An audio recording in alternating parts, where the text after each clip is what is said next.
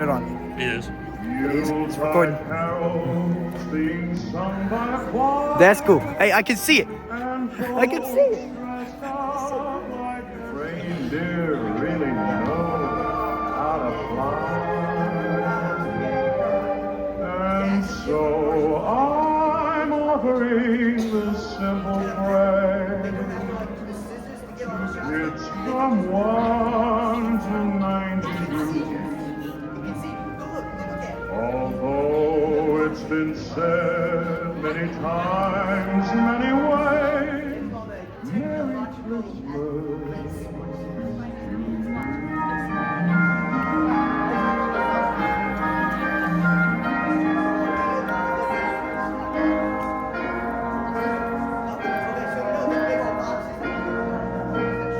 So I'm offering this simple phrase.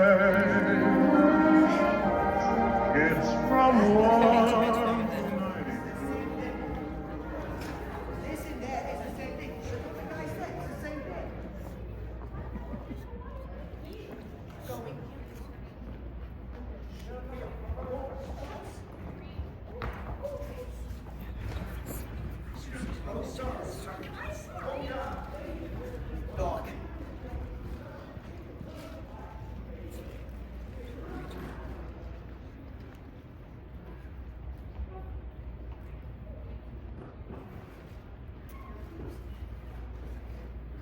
Ladies and gentlemen, welcome to Huntington High School's production of It's a Wonderful Life, a radio play. We're thrilled to have you here with us for an evening filled with creativity, imagination, and storytelling. Tonight, we'll take you on a journey through the life of George Bailey, a captivating tale that promises to entertain and inspire. As you sit back and relax, we invite you to immerse yourself in the world of sound, where every character comes to life through the magic of radio. Before we begin, please make sure your devices are silenced and find a cozy spot to enjoy the show. Our performers have worked incredibly hard to bring this production to you, and they can't wait to share it with you. So, put your phones down and get comfortable and prepare for an unforgettable experience. The show will begin shortly, and we hope you enjoy every moment of it. Thank you for supporting the arts at Huntington High School.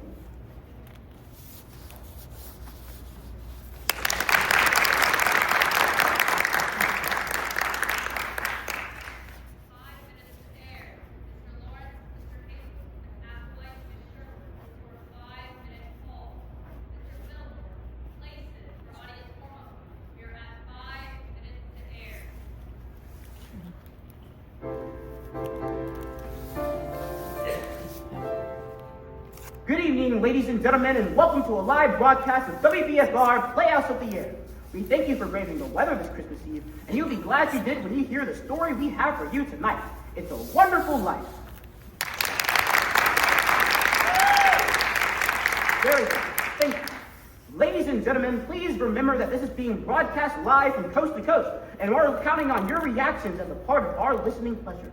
So don't feel shy and feel free to applaud, laugh, swoon, or cry just as loudly as the spirit moves. I'm getting the message from our stage manager that we're going to be live on the air in no less than 3 minutes, which allows me just enough time to introduce to you the fine acting ensemble we have for you tonight. You know him from Chick Carter, Boy Detective, and Cowpoke Romance, playing as George Bailey, the hero of tonight's story. I give to you Mr. Jake Lawrence.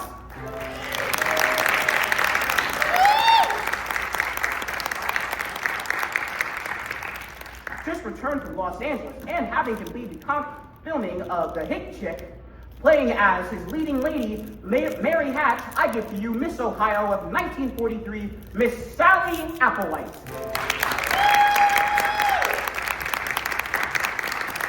WBFR listeners have heard our next little lady ranging from roles from Mother to Bonnie to Salome, and playing as small town siren Violet Beck and others, I give to you Miss Lana Sherwood.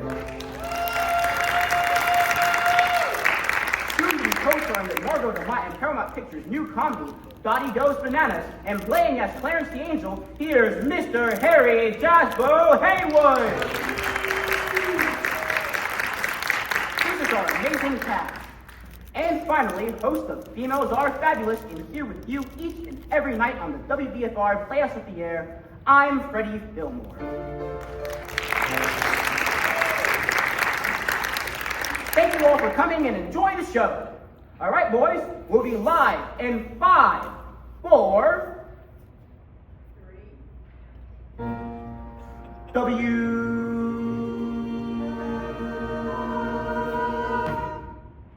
In Cabell County. This is WBFR Playhouse of the Air. Good evening, ladies and gentlemen, boys and girls, young and old, old and new. This is WBFR filming from Studio A in Huntington, West Virginia.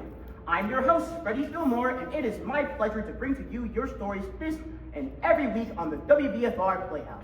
Tonight, you're in for a real feel-good heartwarmer, perfect for any Christmas Eve. It's a Wonderful Life. We begin our story in the small town of Bedford Falls, New York, US of A, where a small number of people in the town are praying for their dear friend, a typical American dreamer named George Bailey. Dear God, please look over my husband. George is a good boy. You know that. My son has always gone his way to get others' hands. Now it's him who needs the help. Help my big brother George. He's done so much for all of us. More for me than I remember. I remember all the times he would stay late after work and not ask a cent. The world needs more like George Bailey. George Bailey never thinks about himself. I wouldn't have a roof over my head if If it wasn't for him, I would have given up long ago. All I think about is myself. I must have taken the last that he He had. had no sense of business about him, that George Bailey, just like his father. None of the Baileys were ever businessmen. It's his own fault if he wasn't prepared for times like these. I can't help but think it's all my fault. Help him, Father. It's me who's putting him through all this. What's the matter with Daddy? Should we pray for him, Mommy? Yes, Suzu. Pray. Pray very hard. The voices carry heavenward as Joseph, the superintendent of angels, summons Clarence, an apprentice angel. You sent for me, sir? Yes, Clarence. A man down on earth needs our help. Splendid! Is he sick? No, worse. He's discouraged. At exactly 10:45 p.m. tonight, Earth time, he'll be thinking seriously of giving away God's greatest gift. Oh dear, his life? Then I've only an hour to get ready. What are they wearing He now? will spend that hour getting acquainted with George Bailey. Sir, if I should accomplish this mission, might I win my wings? It's been over 200 years now and people are beginning to talk. What's that book you've got there? The Adventures of Tom Sawyer, sir. I was reading it when you sent for me. Fine book. Well, you do a good enough job with George Bailey, and we'll see about your wings. Thank you. Now, if you're going to want to help George Bailey, you're going to need to know a little something about him. Look, see the town? Why, yes.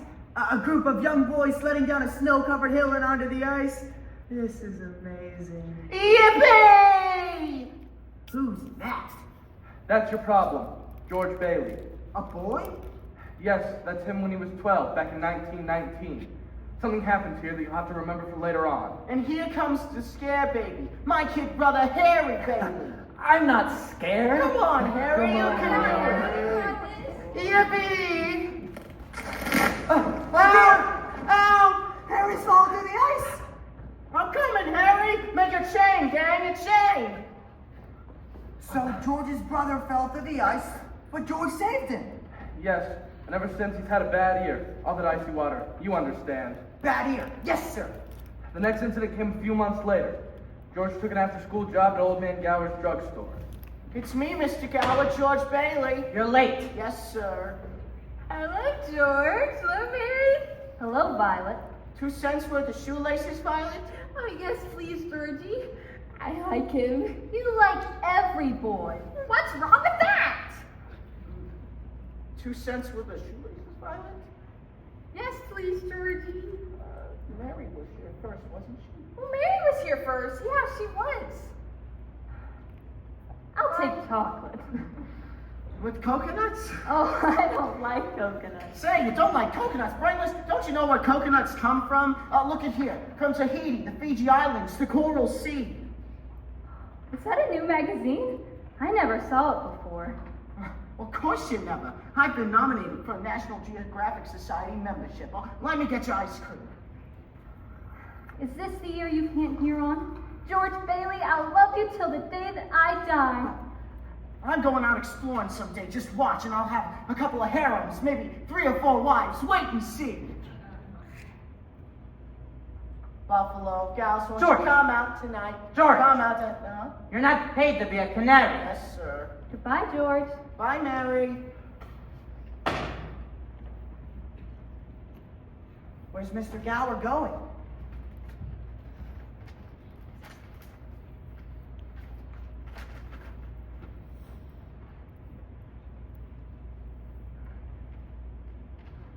What was that piece of paper Mr. Gower just dropped?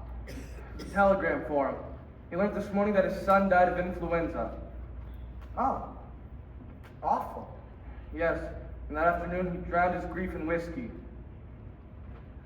Mr. Gower, do you want something? Anything? No. Anything I can do back here? No. Let me get that for you, sir. Never mind that. Take those capsules over to Miss Blaine's.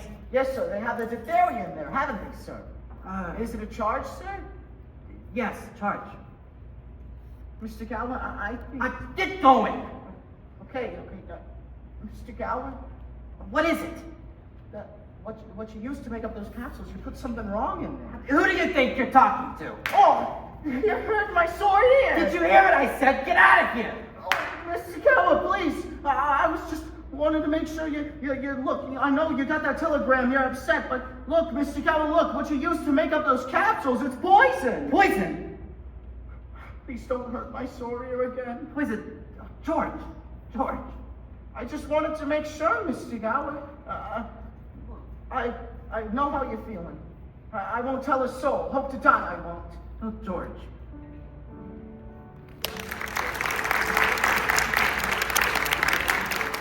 Did he ever tell anyone about those pills? Not a soul. Did he ever marry the girl? Did he ever go exploring? We'll get there soon enough, Clarence. When George grew up, he wanted to go to college, but there just wasn't the money. So he worked in the Building and Loan Association. Building and Loan Association? George's father worked in the building and loan business, along with George's Uncle Billy. George, what's the combination to the safe?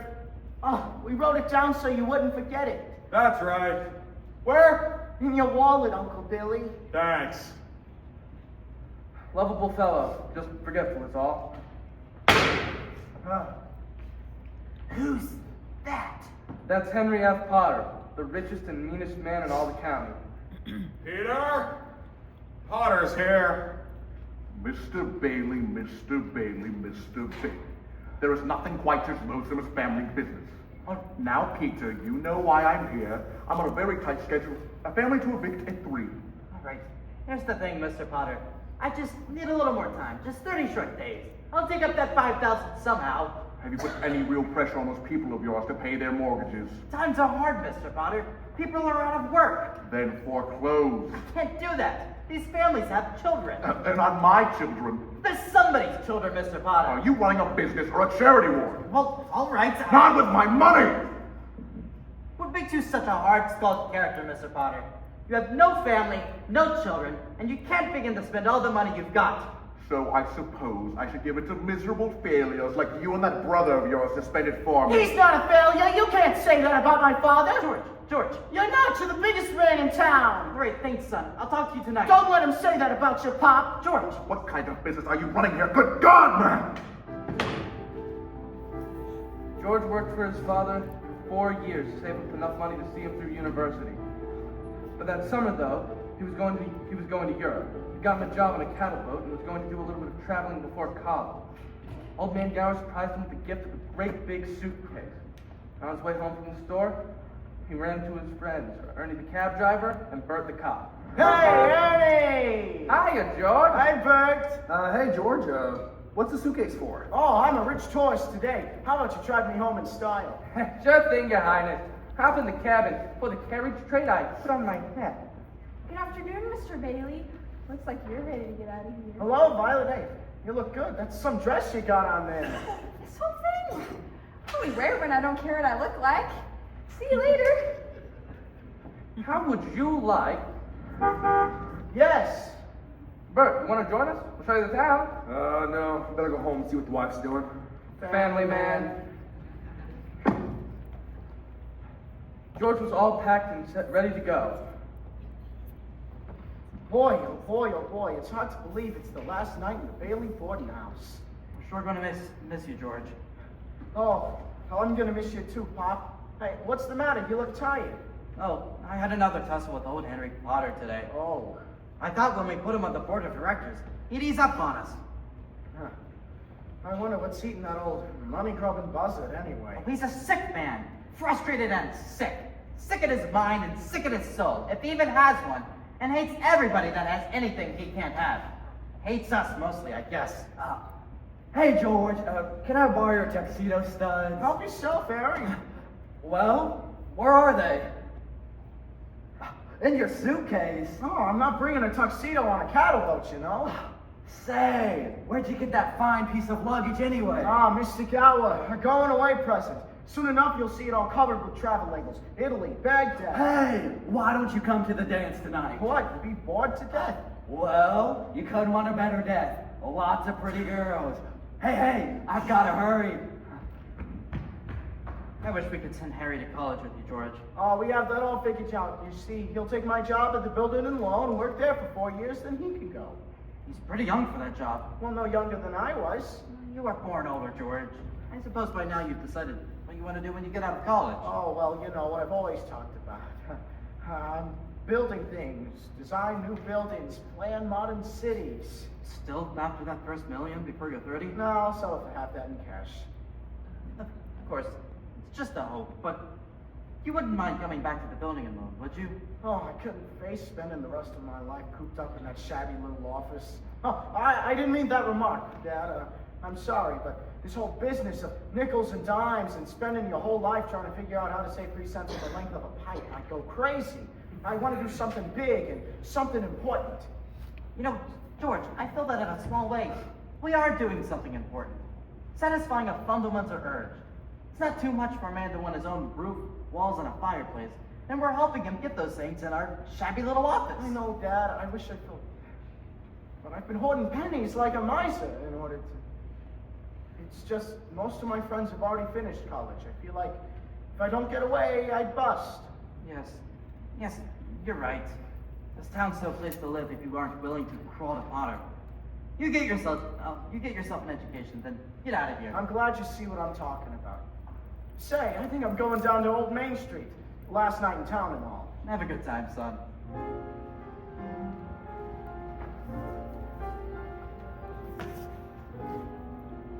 Who's that? That's Violet Vick. The little girl from the candy counter? Yes. Hello, Georgie Porgy. Oh, hello, Vi. What kids? Nothing. Where are you going? Oh, I'll probably end up at the library. Georgie, don't you ever just get tired of reading about things? Yeah. What are you doing tonight? Not a thing. Are you game, Vi? What do you say we make a night of it? Oh, I love it, Georgie. Oh, what do we do? Well, we can go out in the fields and take our shoes off and walk in the grass. Then we can go to Stewart Lake and swim and look at the moonlight. It's beautiful up there. And then we can climb Mount Bedford and watch the sunrise against the peaks. And we'll stay up there the whole night and people will be talking and there'll be a terrific scandal. George! Have you gone crazy? Walk in the grass in my bare feet? Why, it's 10 miles up there to Mount Bedford. You think just because you... Okay, just forget about the whole thing. Forget about what, George? Oh, nothing, Sam. You remember Mary, don't you, George? Hi, George. Hello, Mary. You wouldn't mind taking her home, would you, George? Of course not. Is that okay with you, Mary? Fine by me. Oh, gee, thanks.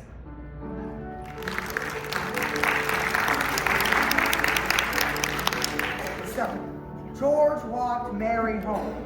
Is that important, Joseph? Well, I'd say it is.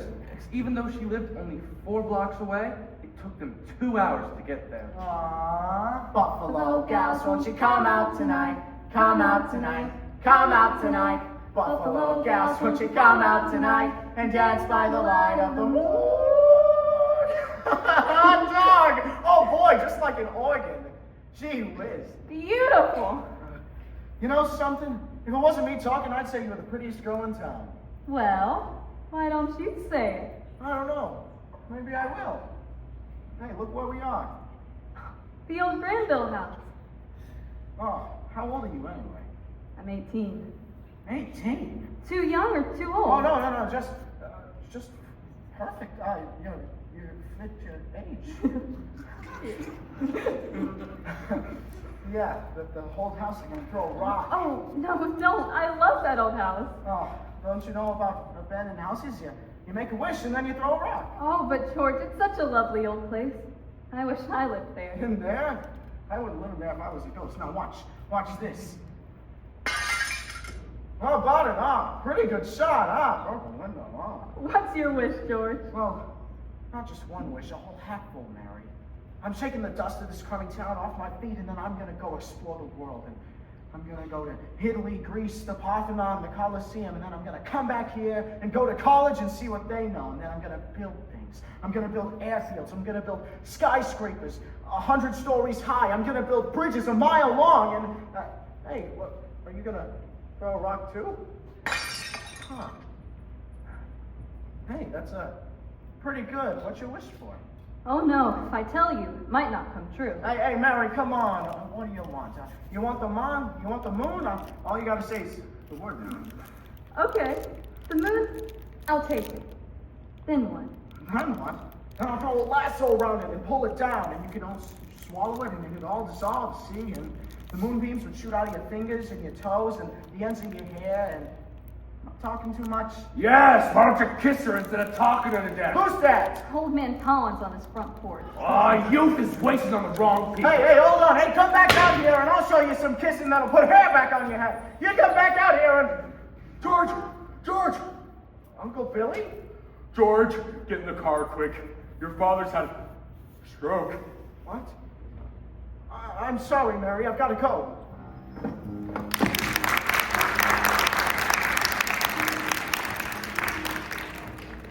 George's father died that night, Clarence, so of course he couldn't go to Europe.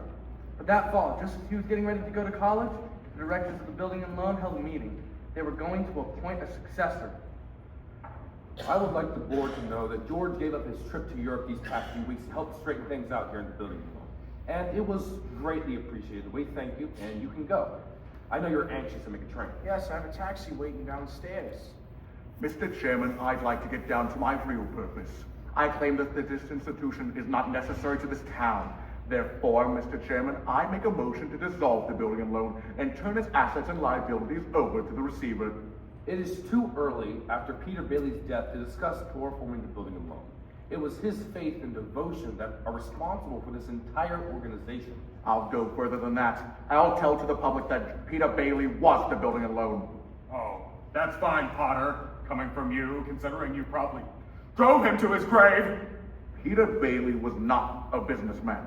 That is what killed him. Oh, I don't mean him any disrespect. God rest his soul. He was a man of high ideals, so-called, but ideals without common sense can ruin this town. And what does that get us? A lazy, discontented rabble instead of a thrifty working class. All because a few starry-eyed dreamers like Peter Bailey stir them up and fill their heads with loads of impossible ruin. Now I say... No, wait a minute. You're right when you say my father was no businessman. Why he ever started this penny ante building and loan, I'll never know. But neither you nor anyone else here can say anything against his character because, well, why in the 25 years since he started this thing, he never once thought of himself. Isn't that right, Uncle Billy? Got that right. He couldn't save enough money to send Harry to college, let alone me, but he did help a few people get out of your slums, Mr. Potter. And, well, you're all businessmen here. Doesn't that make them better citizens? Doesn't it make them better customers? What you just say just a minute ago, that people should wait before they ought to think of a decent home? Wait? Wait for what? Wait until the children are grown up and leave them? And wait until they're so old and broken down that they... Do you know how long it takes a working man to save $5,000? Just remember this, Mr. Potter, that this rabble you're talking about, they do most of the working and paying and living and dying in this community. Well, is it too much to have them work and pay and live and die in a couple of decent rooms and a bath? Anyway, my father didn't think so, because people were human beings to him. But to you, a warped, frustrated old man, they're nothing but cattle. Well, in my book, he died a much richer man than you'll ever be. I'm not interested in your book. I'm talking about the building and loan. I know what you're talking about. You're talking about something you can't get your hands on, and it's galling you. That's what you're talking about. Well, I've said too much. You're the board here. You do what you want with this thing. Just one thing more, though. This town needs this measly one-horse institution if only to have somewhere they can go without calling the Potter. Come on, Uncle Billy. Sentimental hogwash. I want my motion.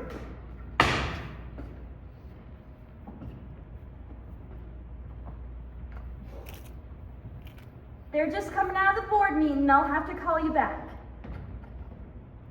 What happened, George? All we heard was a lot of yelling. Boy, oh boy, Matilda, you should have heard George. Yeah, they're voting us down in there. George, get out of here. You missed your boat trip. Do you want to miss college too? Don't worry about the board. They're putting us out of business, so what? I can get another job. I'm only 55. You're 58. George, they voted Potter down. We're still in business. Whoopee! We're still in business. We're still in business. But on one condition. They've appointed you to take your father's place. Appoint me, but Billy here, he's your man. You can keep him on, that's all right. Look, listen, we're straightening this thing out. I'm leaving. I'm leaving now, and I'm going to college. This is my last chance. But they'll vote with Potter otherwise.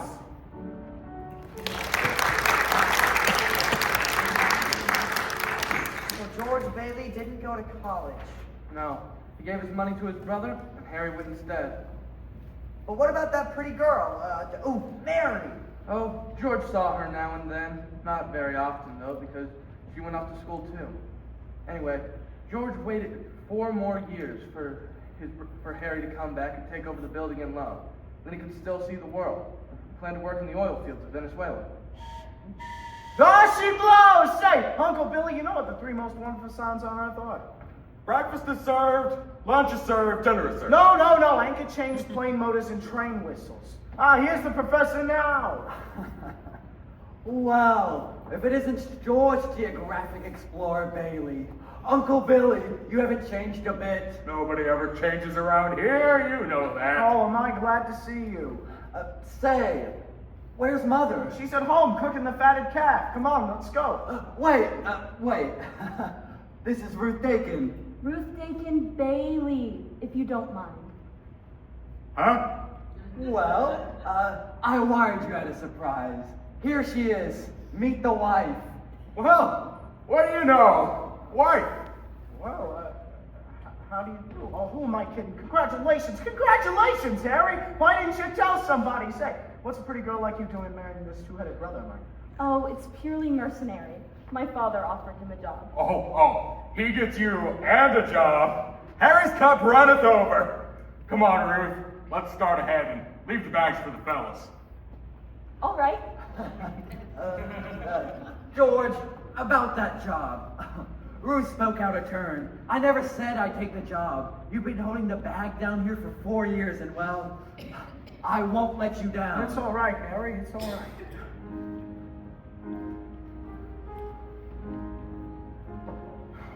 And so, Harry's homecoming turned into his wedding party. Uncle Billy familiarized himself with the spirits. Oh boy, oh boy, oh boy. I feel so good I could just spit in Potter's eye. I think I will. What do you say? Maybe I should head home? If you just point me in the right direction. Right down there. Oh! That way, huh? All right, old building and loan pal. See you later. I'm all right. I'm all right. George? Yeah, I'm out here on the porch, Mother. Just thought I'd get some fresh air. Well, how do you like the new sister-in-law? Oh, she's swell. Looks like she'll keep Harry on his toes. Yeah, keep him out of Bedford Falls anyway. George, do you know that Mary Hatch is back from school? Yeah. Nice girl, Mary. Uh-huh. Oh, stop grumbling. Give me one good reason you shouldn't call him Mary. Well, Sam Wainwright. Sam's crazy about her. Well, she's not crazy about him. Well, how do you know that? Did she discuss it with you? Besides, Sam is away in New York and you're here in Bedford Falls. And all's fair in love and war? I don't know about war. All right. I'll go find the girl. Maybe I'll do a little bit of passionate necking. Oh, George! Bye, Mrs. Bailey. By the way, do you want any books from the library? Library? George! George, you go and see Mary, you hear?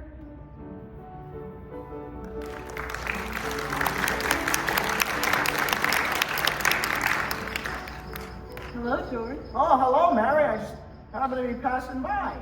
Well, your mother just phoned and said you're on your way to pay me a visit. My mother just called you. Well, how did she know? Well, I didn't tell anybody. I just went for a walk and happened to be passing by. What do you...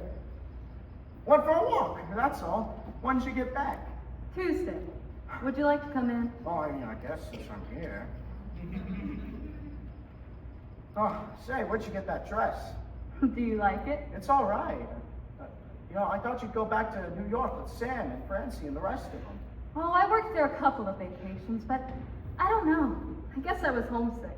Homesick for Bedford Falls? Yes, and my family and, oh, everything. Would you like to sit down? All right, for a minute. I still can't understand it, though. I didn't tell anybody I was coming here. Would you rather leave? Oh, no, I don't want to be rude. It's nice about Harry and Ruth, wasn't it? Oh, yeah. Yeah, that's all right. Well, don't you like her? Of course I like her. She's a peach. Oh, it's just marriage in general you're not enthusiastic about, huh? No, marriage is okay for Harry and Sam Wainwright and you. Mary! Mary, who's out there with you? It's George Bailey, Mother. George Bailey? What does he want? I don't know. What do you want, George? Me? Not a thing. I just came in to get warm. He's making violent love to me, Mother. You tell him to go right back home and don't you leave. Sam Wainwright promised to call it from New York tonight, didn't he? Your mother needed... I didn't come here Well, what did you come here for? I don't know. You tell me. You're supposed to be the one with all the answers. You tell me. Oh, why don't you go home? Oh, that's where I'm going. I don't know why I came here in the first place. Mary at the telephone. It's Sam. I'll get it. Hee-haw. Hello, Sam. How are you? Aw, gee, it's great to hear your voice again. Oh, thank you, Sam. That's awfully sweet of you to say. Say, there's an old friend of yours here, George Bailey. You mean old Mossback George? Yes, old Mossback George. Hee-haw, put him on. Wait a minute, I'll call him. George? He doesn't want to speak to George, you idiots. He does so. He asked for him. George, Sam would like to speak with you. Hello, Sam? Fine pal you are. What are you trying to do, steal my girl? What do you mean no one's trying to steal your girl? Wait, I want to hear the both of you. Tell Mary to get on the extension. Mother's on the extension. I am not. We can both hear you. George, just put your head a little closer. Okay. There, that's better. We're listening, Sam. So you remember that night at Martini's bar when we were talking about making plastics out of soybeans? Oh, yeah, soybeans, yeah. Well, my father's checked into it, and he's planning on building a factory right outside of Rochester. How's that sound? Rochester? Why Rochester? Well, why not? Can you think of any place better? Oh, I don't know. Why not right here in Bedford Falls? Hey, you remember that old Tool and Machinery Works? You can tell your father that he can get that for a song, and all the labor he wants, too. I mean, half the town was thrown out of a job when they shut down. Well, that's so. Well, I think I'll tell him about it. Oh, gee, I knew you'd come through. Here's the point. I could have you a real good job. That is, unless you're still married to that broken down building alone. Mary?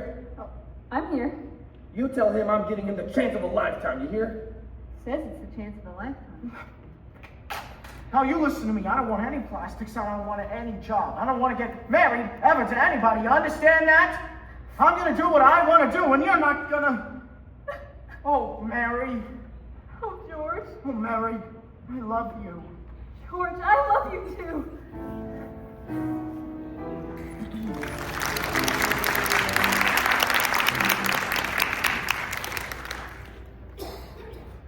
We'll be back to WBFR Plays of the Air's presentation of It's a Wonderful Life in just a few moments. But first, gentlemen, does your hair resemble a dried out bird's nest full of dandruff flakes? Do you plaster your hair down like a cheap gigolo smelling to high heaven?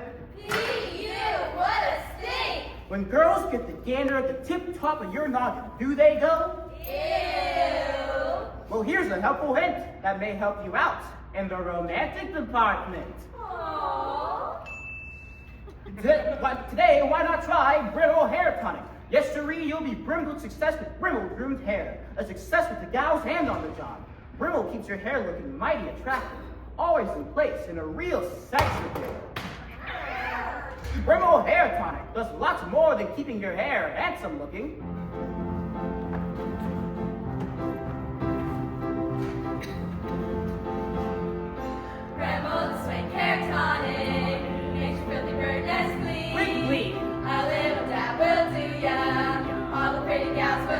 Oh my! Not only will Dave's love it, your Rocker will shout with glee. Yippee! Grandma will straight hair tonic, the Danger will be his story. That's right. Buy some Brittle today. Your hair will thank you.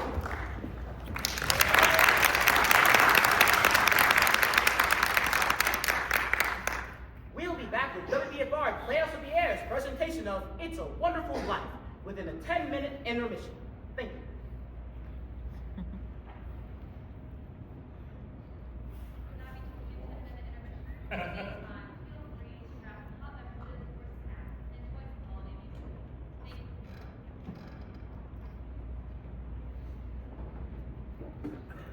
Many times, many ways. Merry Christmas. And now back to It's a Wonderful Life.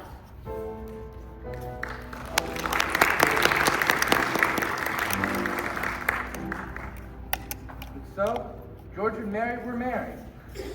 After their wedding and reception, they were driven by George's old pal Ernie the cab driver to their train station. Hey, where are you two going on this here now honeymoon? Oh, we're gonna shoot the works, Ernie. A whole week in New York, a whole week in Bermuda, the richest caviar, the oldest champagne, the highest hotels, the hottest music, and the prettiest wife. Here's the kitty, Ernie. $2,000. I feel like a bootlegger's wife.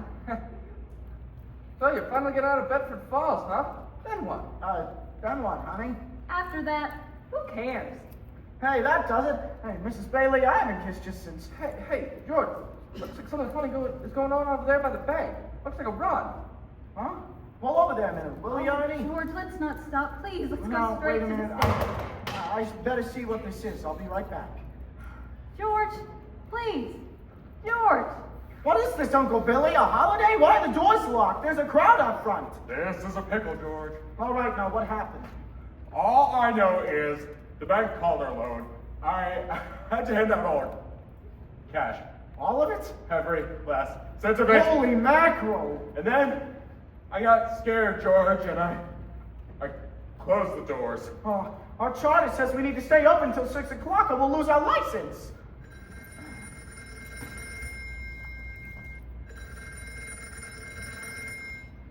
Bailey Brothers building. Get me George. George, it's Potter. Oh, boy. Hello? George, there's a rumor around town that you closed your doors. Is this true? No, it isn't. Do you need any police? Sometimes mobs can get pretty ugly, you know. We're fine. We'll see. Now, George, I've gone all out to help in this crisis. I've guaranteed the bank sufficient funds to meet their needs. They'll close for a week and then reopen.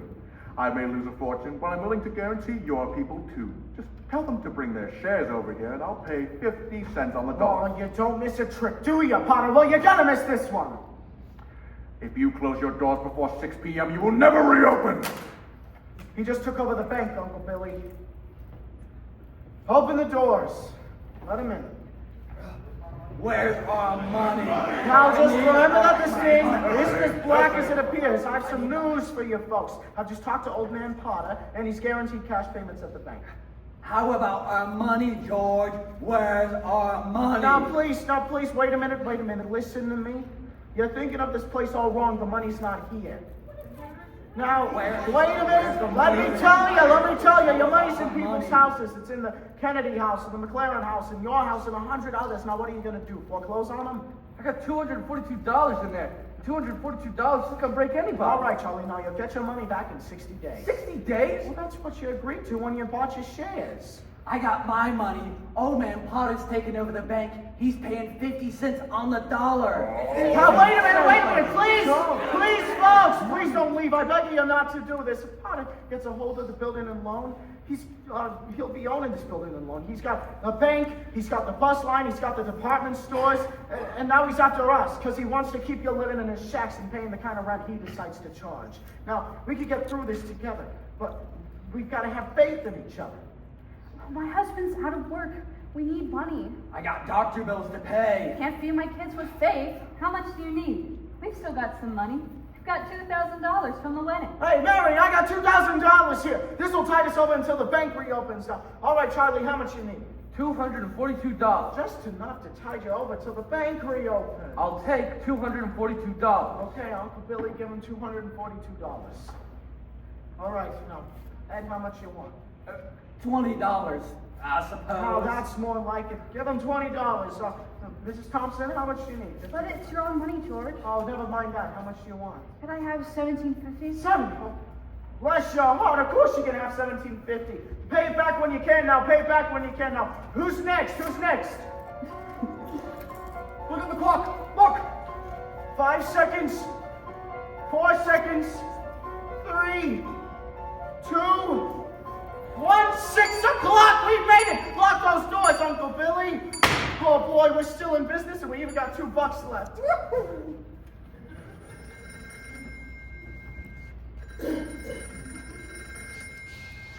Bailey Brothers building, and just a minute, George, there's a call for you. Oh, would you please get my wife on the phone? She's probably at another's. Mrs. Bailey is on the phone. I don't want Mrs. Bailey, I want my wife. Oh, Mrs. Bailey, oh, that is my wife. Mary, hello, listen to you. I'm sorry. What? Come home, what home? 320 Sycamore. Well, whose home is that? The Waldorf Hotel, huh?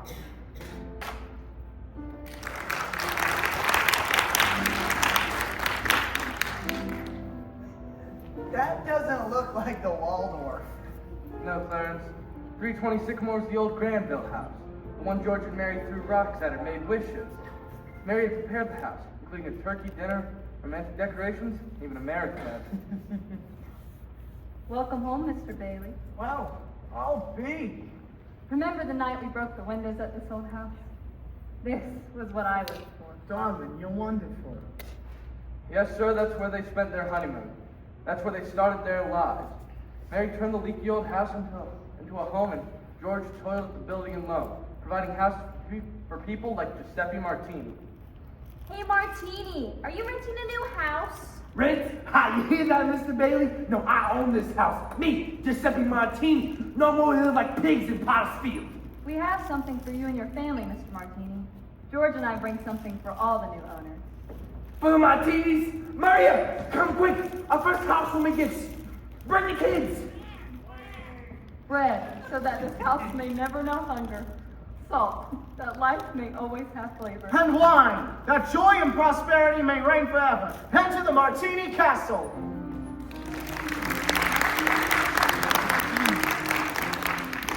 Bailey houses were popping up all over the place, mostly by people who used to live in Potter's Field, and Potter had had just about enough of that.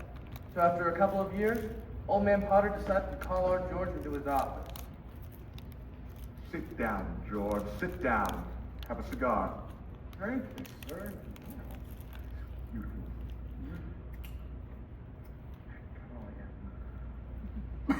Quite a cigar, Mr. Potter. You like it? I'll send you a box. Well, I suppose I'll find out sooner than later, but what exactly did you call me in here for? Now, George, that's just what I like so much about you. I'm an old man, and most people hate me, but I don't like them either, so that makes it all even. Now, George, you and I both know that I own just about everything in this town except the building alone.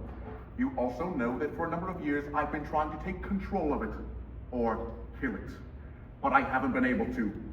You have been stopping me. In fact, you have beaten me, and that takes some doing.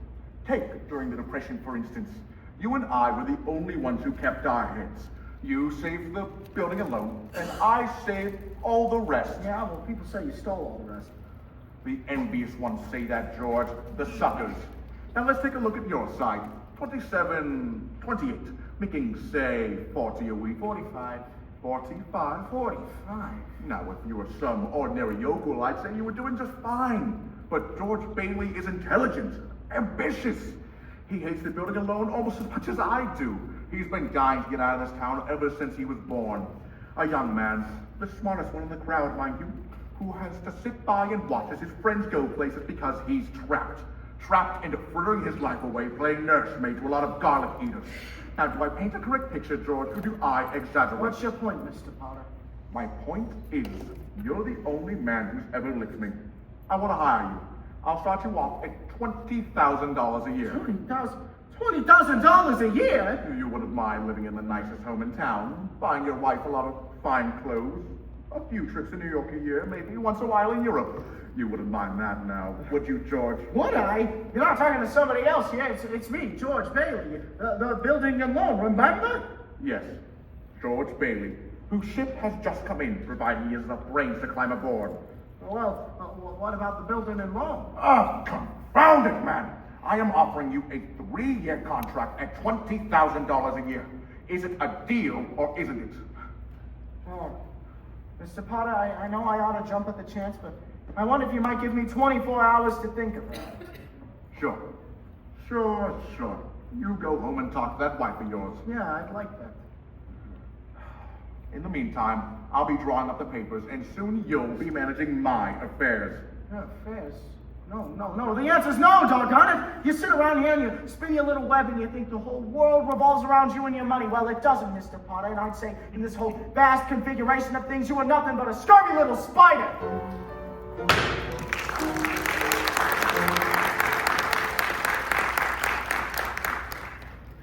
What did Mr. Potter want, George? No, nothing, just talk. Oh, gee, Mary Hatch, why'd you marry a guy like me anyway?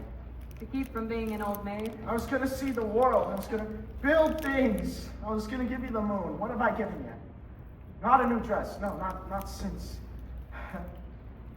Oh, you could have, not for months. You could have married Sam Wainwright. You could have married anyone in town. Well, I didn't want to marry anybody else in town. I want my baby to look like you. You didn't even have a honeymoon. I promised you. Yo, what? My baby. You mean, Mary, you're on the nest? George Bailey, lasso stork.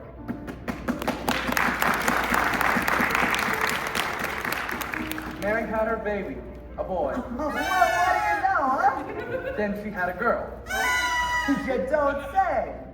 Night after night, George came home late from the office. Things weren't doing well with the building alone. It was really bearing down hard. Then came the war. Mary had another baby by then, but still found time to run the USO. Gower and Uncle Billy sold war bonds. Violet entertained the troops. Bert was wounded in North Africa, got a Silver Star. Ernie the cab driver parachuted into France. And Harry Bailey topped them all. A U.S. Navy flyer, shot down 15 planes, 2 of which realized they were about to crash into a transport full of soldiers. Blah, but what about George? George? 4F on account of his ear. George Bailey fought the Battle of Bedford Falls. Air raid warden, paper drives, scrap drives, rubber drives. On VE Day, he wept and prayed. On VJ Day, he wept and prayed again. We're getting pretty close to today, aren't we, sir? Yes, Clarence. You now know just about everything you need to know about George Bailey as to why, except for what happened that finds him down there this moment wanting to die. Well, sir, well... Today is the day before Christmas, and Uncle Billy's at the bank to deposit money when he ran into Old Man Potter. Well, if it isn't Mr. Henry F. Potter. Come to the bank to deposit some more loot, huh? Sure, you old fool. How do you like the news in the paper, Mr. Potter? Harry Bailey wins Congressional Medal of Honor. Just can't keep those Bailey boys down now, can you? Let me see that newspaper. Here you go. Sorry I can't chat, you old thief. Gotta make a deposit. Good morning, Mr. Bailey. Good morning, Horace. Here you are, deposit slip, bank book, and a very Merry Christmas to you. You too. Hey, you're forgetting something, aren't you? What's that? You want to make a deposit, right? Well, certainly. Well, it's customary to bring the money with you. It's gone! Where did I put it? Where did I put that money? A terrible thing, Clarence. Terrible. Uncle Billy couldn't find the money because the envelope with the $8,000 was folded up in the newspaper he'd given to Old Man Potter. At the same time as Uncle Billy was searching for the money, Violet visited George at the building and loan. Oh, hello, Vine. Oh, I suppose you're getting things sent back to the house for the party tonight. Oh, you know you're invited. What's wrong? you see right through me, don't you? How much you need? Oh, I hate doing this to you, George, but I won't be asking again after this. You planning on robbing a bank, Vi? I'm going to Manhattan. Manhattan? Well, what's in Manhattan? Why, everything's in Manhattan. A new start, at least. That's a big step, Vi. What's the matter with starting all over again here in Bedford Falls? Well, how be? I never thought I'd hear that from you, George Bailey. I thought you hated this place. Well, I did, but this town has a charm of its own. You should give tours me. I'm just thinking of you. Violet, Manhattan's a big place to take on your own. I've made a decision. There's a train that leaves at midnight tonight, and I plan to be on it. It takes a lot of character to start all over again. Here's some dough. No, George, don't. What do you want to do? Hawk your furs in that hat? You want to walk up to New York? You know, they charge the same for rent and food up there as they do down here in Bedford Falls. Yeah, sure. It's a loan. That's my business, building and loan. Besides, you'll get a job. I'm glad I know you, George Bailey. Say hello to New York for me. Merry Christmas, George. George! Uncle Billy, the bank examiner's coming today, and... Today? Yeah, once the account's payable. What's the matter with you? The money, the 8,000, Hold on, Uncle Billy, what happened to it? I don't know. I was going to deposit it, and when I went to the bank, I didn't have it. Oh, $8,000, Uncle Billy. The bank examiner's in town, and it's not our money. It belongs to the depositors. Oh, I'm so sorry, George. I just don't know what happened. Well, the first place you look is in your coat pocket. That's where I told you to put it before you left. Oh, I'm no good to you, George. Okay, let's I'm go no then. good. We have to retrace your steps. We'll leave no stone unturned.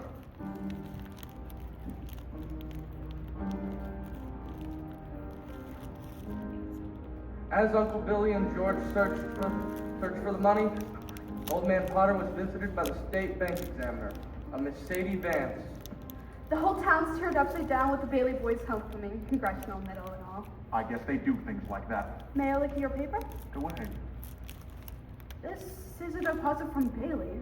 That old fool Billy Bailey gave me that newspaper. Well, you're going to deposit for him, right? How could you make such a foolish mistake? Look at how much it is. There's $8,000 here. What a Christmas present, and he doesn't even know it. Just a minute here, Potter. I know you've been giving the Baileys a hard time far back as I can remember. Why? I don't owe you any answers. You're just a state examiner. Yes, I am, but I am unimpressed by your buying off everyone in town. Oh, that's it. You can never buy the Baileys. What? You heard what I said. The Baileys have always stood for something you have always wanted and are so jealous of. They're honest. You're fired. You can't fire me. I'm state appointed. And what's more, I am not going to turn my back. This is stealing from the Baileys. Something like this would certainly cause them to fold. Yes, and after 25 years, finders keepers, you know that. Oh, besides, there's not a court in the county that will find me guilty. And we all know why. How's your family, Sadie? My family? I know how little state positions pay. What would you say to a little Christmas bonus? I want no part of this. That's not what I've heard. What are you insinuating, Potter? I will not be turned down. What do you want me to do? I want you to pay the Baileys a surprise visit. You'll see the records, they'll be short. You know the rest. At last, the Baileys will be where they belong. Down for good. I know just what to do. Didn't you put the money in your pocket? Yeah, maybe. Uncle Billy, we gotta find that money! Oh, I'm no good to you, George. Well, do you have any secret hiding place here in the house? I've gone over the whole house, even the rooms that have been locked ever since I lost your Aunt Laura. Listen to me think! I can't think anymore, George. It hurts. Where's that money, you stupid, silly old fool? You realize what this means? It means bankruptcy and scandal and prison. Well, one of us is going to jail, and it ain't gonna be me!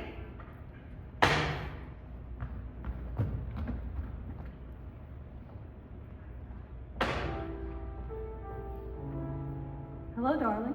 Hello, Dad. Did you bring the wreath? What wreath? The Merry Christmas wreath for the window. I left it at the office. Is it snowing? Yeah, it just started. Well, where's your coat and hat? Left him at the office too. What's wrong? Nothing's the matter. Everything's okay. Isn't it wonderful about Harry? We're famous, George. I bet I got 50 calls today about the parade, the banquet. Your mother's so Must excited. she keep playing that? I have to practice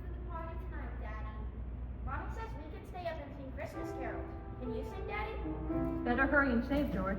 The families will be on their way soon. Families? I don't want the families over here. Excuse me. Have a hectic day. Oh yeah, another big red letter day for the Baileys. Dad, the Browns next door have a new car. You should see it. Well, what's the matter with our car? Isn't it good enough for you? Yes, Dad. Excuse me. Excuse you for what? I burped. All right, darling, you're excused. Now go upstairs and see what little Zuzu wants. Well, what's the matter with Zuzu? She got a cold. Got it coming home from school. They gave her a flower for a prize, and she didn't want to crush it, so she didn't button up her coat. What is it, sore throat? The doctor says it's nothing serious. Well, what is the doctor here? I called him right away. She running a temperature? Just a teensy one. Oh gosh, it's this old house. I don't know why we all don't have pneumonia. This drafty old barn might as well be living on a refrigerator. Why did we have to live here in the first place and stay in this crummy old town? George, what's wrong? How wrong? Everything's wrong. You call this a happy family? Why do we have to have so many kids? Dad, how do you spell French? I don't know. Ask your mother. Where are you going? Up to see Zuzu.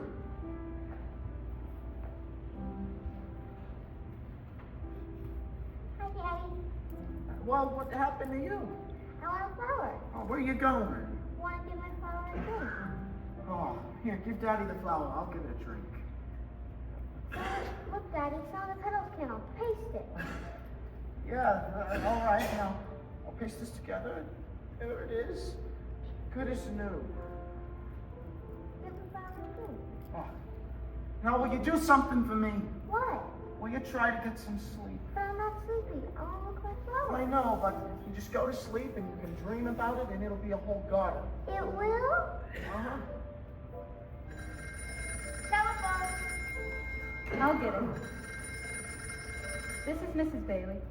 Oh, thank you, Mrs. Welch. The doctor says she'll be out of bed in time for her Christmas dinner. Is that Zuzu's teacher? Yes. Let me talk to her. Hello, Mrs. Welch? This is George Bailey. Say, what kind of teacher are you anyway? What do you mean sending a home like that half naked? George. Is this the sort of thing we pay taxes for? To have stupid, silly teachers like you, careless people who send their kids home without any clothes on? Oh, stupid. Hello, Mrs. Welch? I want to apologize. Hello? Hello? She hung up. Oh, hang her up. Now, who do you think you are? Wait, who is that? Hello? Who is this? Oh, Mr. Welch. Oh, okay, that's fine, Mr. Welch. Gives me a chance to tell you what I really think of your wife. George. Oh, will you get out of here and let me handle this? Oh, hello? Oh, you will, huh? Well, Mr. Welch, anytime you think you're man enough to... Hello? Oh. Dad, how do you spell hallelujah? What do you think I am, a dictionary? Jenny, haven't you learned that silly tune yet? Now stop it! Stop! George! What are you doing? Sorry, Mary. Janie, I'm sorry. I didn't mean. You go on and play. Pete, I owe you an apology too. I'm sorry. What was it you wanted to know? Nothing, Dad. What's the matter with everybody? Jenny, go on. I told you to practice. No, go on. Oh, Daddy. George, why must you torture the children? Why don't you? Oh, Mary. Where's Daddy going? He's in trouble. Hello? Bedford 247, please. Is he in trouble? Yes, Pete. Shall I pray for him? Yes, Janie. Me too? You too, Pete. Hello? Uncle Billy?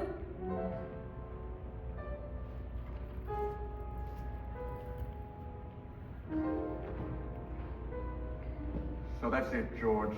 You're short 8,000 in the book, say. Oh, please, Mr. Potter, I'll pay any sort of interest. If you still want the building and loan. You say it was lost. Did you notify the police? No, sir, I haven't done that yet. Harry's homecoming's tomorrow, and I... Well, why come to me? Why not your good friend, Sam Wainwright? Get a hold of him. He's in Europe. Oh, what security would I have, George? What collateral? I have some life insurance, a $15,000 policy. What's your equity in it? $500? And you want 8,000? Oh, look at you. You used to be so cocky. You were gonna go out and conquer the world. You once called me a warped and frustrated old man. But what are you but a warped and frustrated young man? Crawling in here on your hands and knees, begging me for help. No stocks, no bonds, no securities. You're worth more dead than you are alive. Why don't you go to the riffraff you love so much and ask them for help? I'll do anything, Mr. Potter, please! My wife, my kids! You know what, George? I will do something for you. As a stockholder in the building and loan, I'm calling the state examiner to get a warrant for your arrest. Manipulation of funds, malfeasance. Mr. Potter, please, they can't arrest me! Listen, go on and run. You can't hide a little town like this. Merry Christmas, George!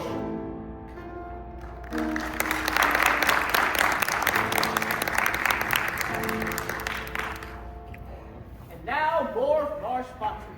Are you sick and tired of careless driving because bug-spotted windshield stole your vision? It's so true. Stop straining to see through a bug-splattered windshield. Duck's toilet cake is to squash bugs off quickly. Easily, yes. Even when they've been baked into the glass. Remember, you need clear vision as well as good brakes to avoid accidents. You'll find Doug's toilet cake leaves the glass polished so crystal clear you'll hardly know it's there. I feel so much safer when Duck's toilet cake is on my windshield.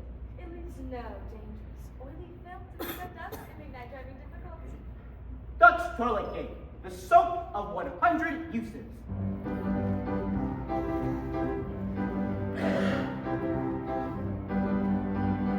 You better watch high, you better watch low.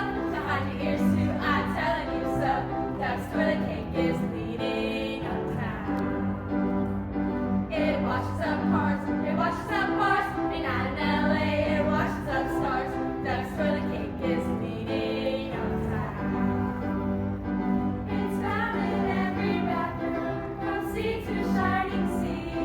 It's used by our dear president, and it's used by you and me. So you better watch high, you better watch low. Behind your ears too, I'm telling you so. Duck's toilet cake is leading uptown.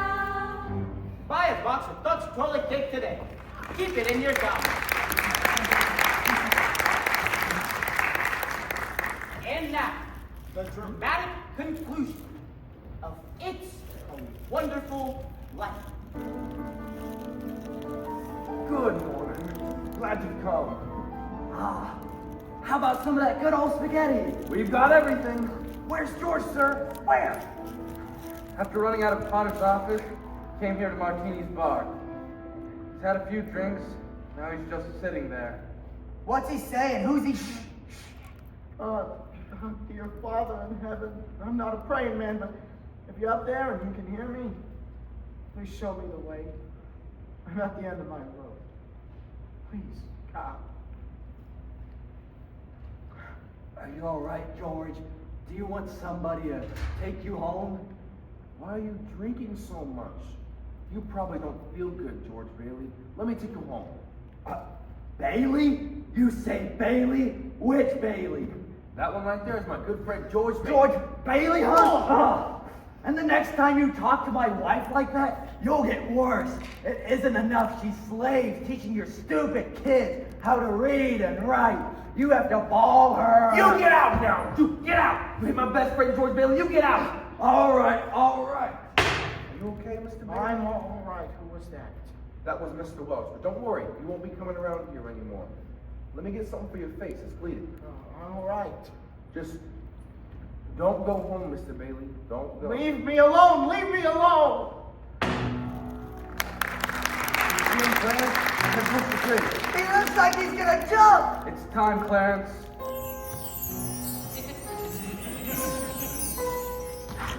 You there, have you got the time? How much is that? Thanks anyway. Whee! Help! Help! I can't swim! Hold it, mister, I'm coming! What in Sam Hill's going on over here? What in Sam Hill's going on over here? Are you all right? His stone's not fit for man nor beast. Do you need a doctor? No. I'm No, all right. I'm fine. Oh, this underwear though. Ugh. I didn't have time to get anything stylish. My wife got it for me on my last birthday. I passed away in it. Passed away? Oh, I see Tom Sawyer is drying out too. Who? My book. You see, I left in such a hurry, I brought Tom Sawyer along with me. You should read the new book Mark Twain is working on. How'd you happen to fall in? Oh, I jumped in. I jumped in to save you. You jumped in to save me.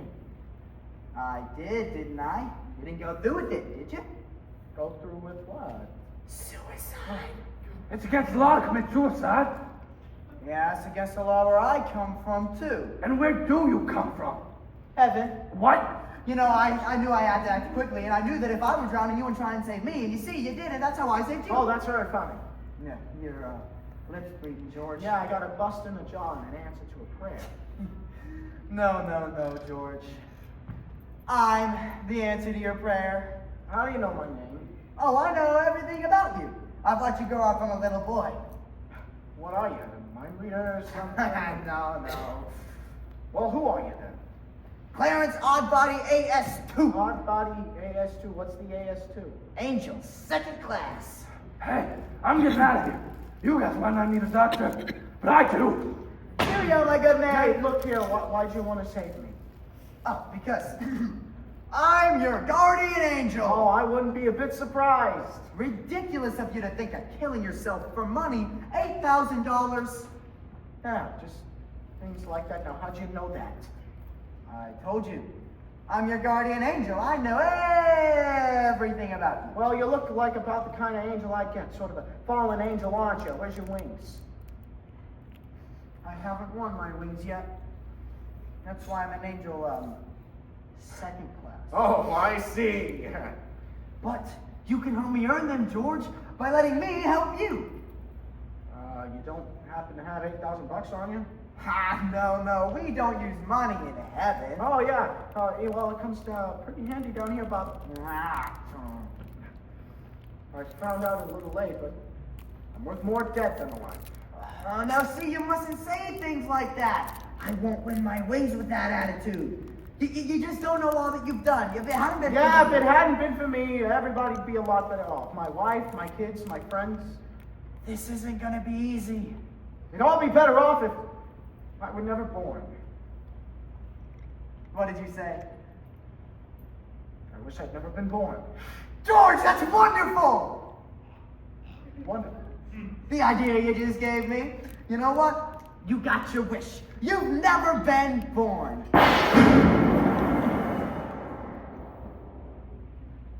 Never been born? Exactly. No worries, no $8,000. You simply don't exist. Hey, wait a minute. This ear of mine. Say something else into that ear. You don't have a bad ear anymore, George. You see, you're not the George Bailey you think you are. Well, you're nobody. That's doggone just thing. Your lips stopped bleeding too, George. Oh, well, what do you know about that? What happened? I need a drink. That's what I need. What about you, Angel? Do you want a drink? I don't know. Come on. We'll go as soon as our clothes are dry. Our clothes are dry. Hey, so they are. That's funny. That stove's hotter than I thought. Well, look, let's get dressed and we'll stroll over to Martini's bar. And oh, I'm sorry. I'll stroll, you fly. I haven't got my wings. You haven't got your wings. Yeah, that's right. A couple of drinks and we'll both fly. There's a place to sit down. Sit down. Well, Clarence, welcome to the best bar in Bedford Falls. Bedford Falls? Don't you mean Pottersville? Pottersville? Hey, where's Martini? Look, I'm the boss. You want a drink or don't you? Okay, all right. Double bourbon, quick, huh? Okay. What's yours, bub? I was just thinking mulled wine. What? Heavy on the cinnamon, light on the cloves. Off with you, lively, my boy. Look, mister, we serve hard drinks here for men who want to get drunk fast. We don't need any characters giving the joint atmosphere. Now, come on here. Just give him the same as I ordered. He's okay. 2 double bourbon. What about this place? It's all changed. Oh, all of Bedford Falls has changed. You got your wish, George. You've never been born. There's going to be lots of things you've never seen before. But would you look at that? Somebody's just made it. Made what? You see, every time you hear a bell ring, I mean, some lucky angel just got his wings. Look, What Clarence, did you just say? I don't think you better talk about angels around here. What? Don't they believe in angels? Yeah, they do. It's Well, just... then why should they be surprised when they see one? What? Don't mind him, Nick. He just never grew up. How old are you anyway, Clarence? 293 next May. That does it! Out, you two pixies! Out the door, out the window! Go on! Get! Where's Martini? Will you tell him? Stop asking about Martini! He ain't here! Well. Look who decided to crawl out of whatever hole he's been hiding. Hey, it's Mr. Gower. Hey, Rummies! Didn't I tell you to never come panhandling around here again? George. Oh, Mr. Gower, this is George Bailey. Don't you know me? Will you buy me a drink, mister? Just one drink, please. Binky, throw the rummy out. No, please. You got it. Hey, Nick, isn't that Mr. Gower, the druggist? That rumhead spent 20 years in jail for poisoning some kid. If you know him, you must be a jailbird yourself. Binky, here's 2 more. Get them out of here. You got it, boss. Okay, look, Binky, you have a very nice hat and a very nice voice. Oh, gosh. Here, let me help you up. The snow is quite cold. Mr. Gower? What's wrong with Mr. Gower? Oh, Mr. Gower doesn't know you, George. You see, you weren't there to stop him from putting the poison in that prescription. What do you mean I wasn't there? What are you, a hypnotist? Why am I seeing all these strange things? Don't you understand? Because you were never born. Then if I wasn't born, who am I? You're nobody. You have no identity. What do you mean, no identity? My name's George Bailey. There is no George Bailey. You have no cards, no papers, no driver's license, no insurance policy, no forever card. Zuzu's petals. What? Zuzu's petals. My little girl, some petals fell off a flower. And I told her I'd fix it and stuck them in my pocket, but they're gone too. Everything's gone. But you've been given a great gift, George. The chance to see what the world would be like if you were never born. You're crazy as a bedbug, and you're driving me crazy too. Now look, I'm going home to my wife and family. Do you understand that? And I'm going alone.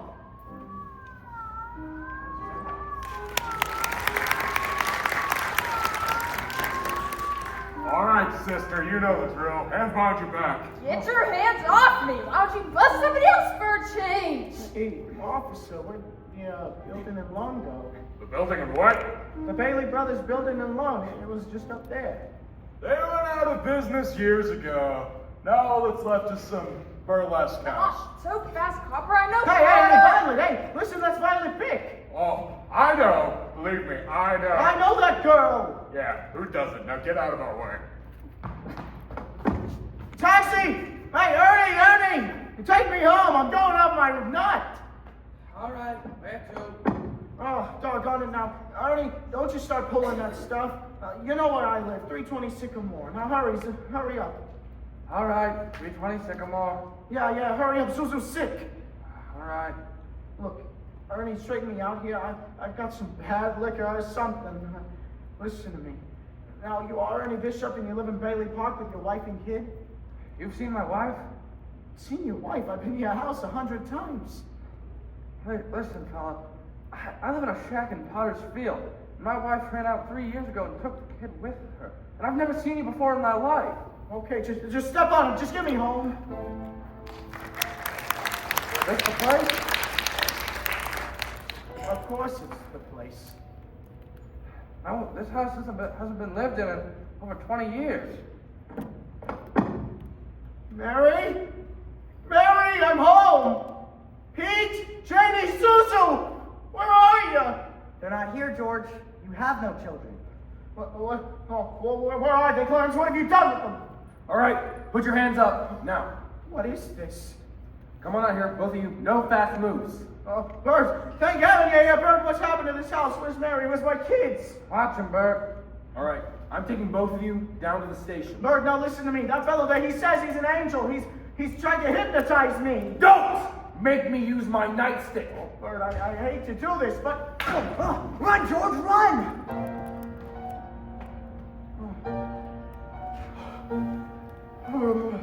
Oh my goodness. Ma Bailey's boarding house.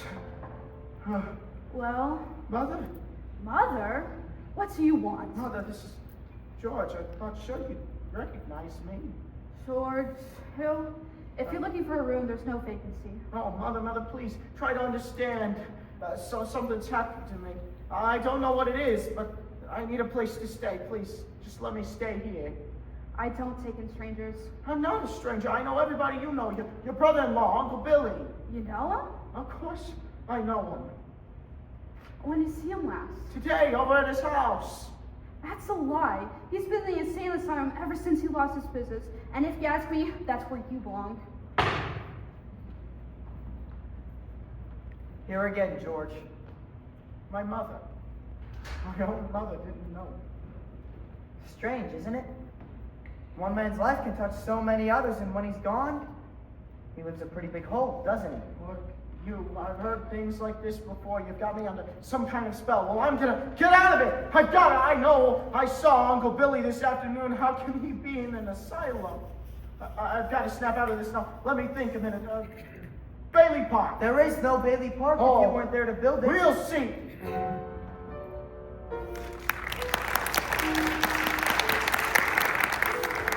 This is Bailey Park? People live here. Pretty grim. This is where Bailey Park's supposed to be. What's this gravestone doing here, and why is the name Bailey on it? Well, that wouldn't be yours. My father's name's on it, but what's this other name? Why is my brother Harry's name on here? Harry Bailey cracked through the ice and drowned at the age of 9. That's a lie. Harry Bailey went to war. He saved the lives of every man on that transport. He got the Congressional Medal of Honor. Every man on that transport died. Harry wasn't there to save them because you weren't there to save Harry. Don't you see, George? You really did have a wonderful life. Don't you see what a mistake it would be to throw it away? What do I do now, Clarence? What do I do? It's your life, George. Oh, what happened to Mary, Clarence? Mary? My wife, Mary, what happened to her if I were never born? I'm not really supposed to tell you, George. I don't know how you know the things you do, but please, if you know where she is, just tell me. That's all I need to make a decision. All right, but you're not going to like it. Where is she, Clarence? She's an old maid, George. Where is she? She's about to close up the library. There must be some easier way to win my wings. God.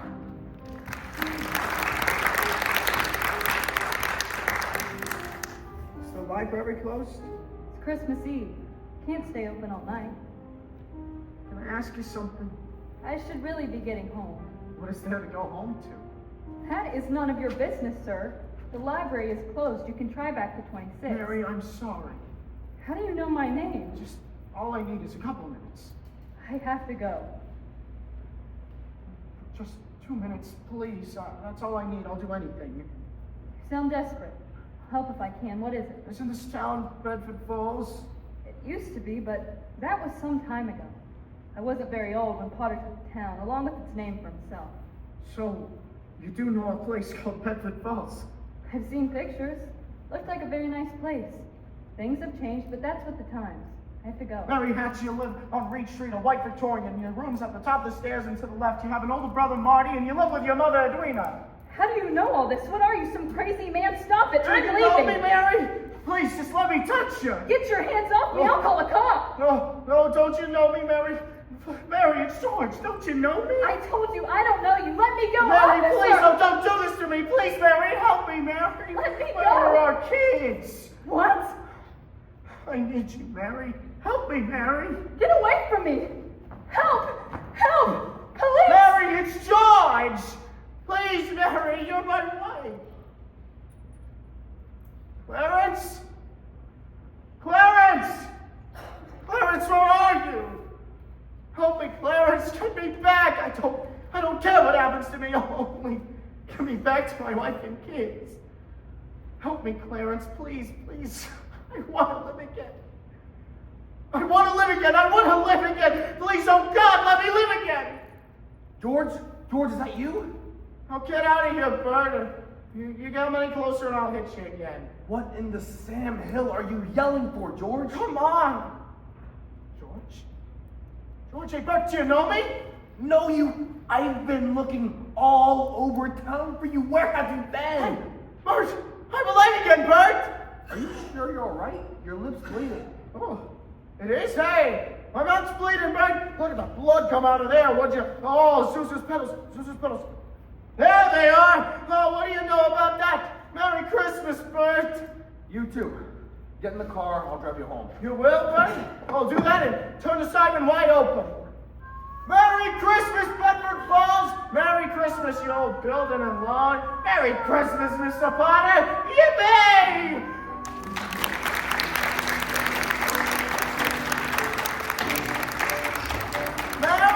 Mary, I'm home! I haven't seen my wife. Hey, what is this? What do these reporters say? Merry Christmas, reporters! Mr. Bailey, there's a deficit. I know, $8,000, I bet, huh?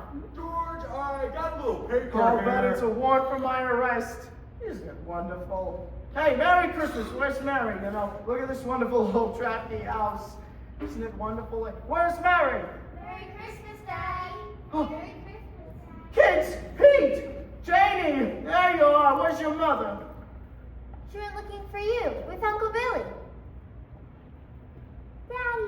Susu, my little ginger snack. Oh. Oh, how do you feel? Fine, Daddy. Not a smidge of temper. Not a smidge, hallelujah. George, darling. Oh, Mary. Mommy's home. Oh, George. George. Mary, let me touch you. Oh, you're real. George. You have no idea what's happened to me. You have no idea what's happened either. Now come on, George, quick, they're on their way. Well, who's on their way? The police department, the FBI, the National Guard. I'm alive again, Mary. Listen, I'm alive again, Mary. Now you stand right there, and don't move. Don't move. I hear them now, George. It's a miracle. It's a miracle. Come in, Uncle Billy, everybody, in here. Oh, isn't it wonderful, George? Mary did it! Mary did it! She told a few people you were in trouble, and they scattered all over town collecting money. Didn't ask any questions, just said, if George is in trouble, you can count on me. You never saw anything like it. What is this, another run on the bank? Here you go. Line forms to the right. Mr. Gower, Merry Christmas. Watch Mr. Martini, step right up. I busted the jukebox, too. I made the rounds of my charge accounts. Silence, eh? I'm not gonna go, George. I changed my mind. Here you go, George. $242. I've been saving this money for a divorce. If I ever get a husband. Merry Christmas, George. Merry Christmas, Mother. Merry Christmas, everyone. Merry Christmas. Quiet, we have a telegram from London. Oh, London. Mr. Gower cables you need cash. Stop. My office have instructed me to advance you up to $25,000. Stop. Hee-haw, and Merry Christmas from Sam Wainwright. I'm missing this. Hey, George, how are you? Mary! Mary, looks like I got here too late. I flew him up from the airport as quickly as I could. The fool flew all the way up here in a blizzard. Harry, how about your banquet in Washington? Oh, I left right in the middle of it as soon as I got Mary's telegram. How about some wine? Good idea. A toast to my big brother George, the richest man in town. Yeah! Yeah. What's this book, George? Tom Sawyer. Look, there's an inscription. Dear George, remember, no man's a failure who has friends. Thanks for the wings. Love, Clarence. What's that? It's a Christmas present from a very dear friend of mine. Daddy, teacher says every time a bell rings, an angel gets his wings. That's right. That's right. Attaboy, Clarence.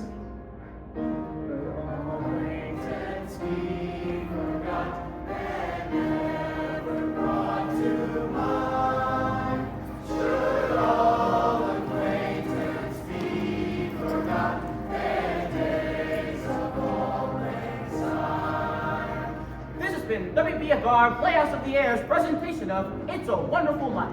Please remember that the WBFR Playhouse is brought to you this and every week by Brimble Hair Tonic and Dutch Toilet Cake.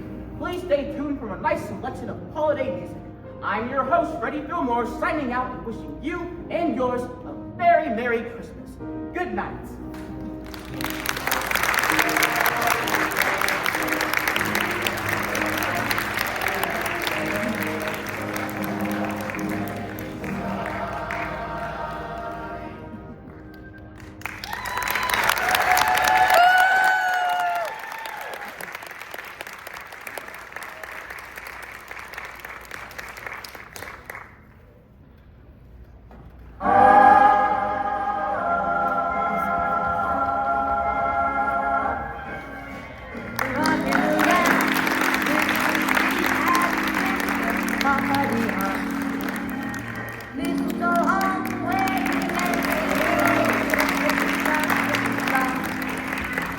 Rockin' around.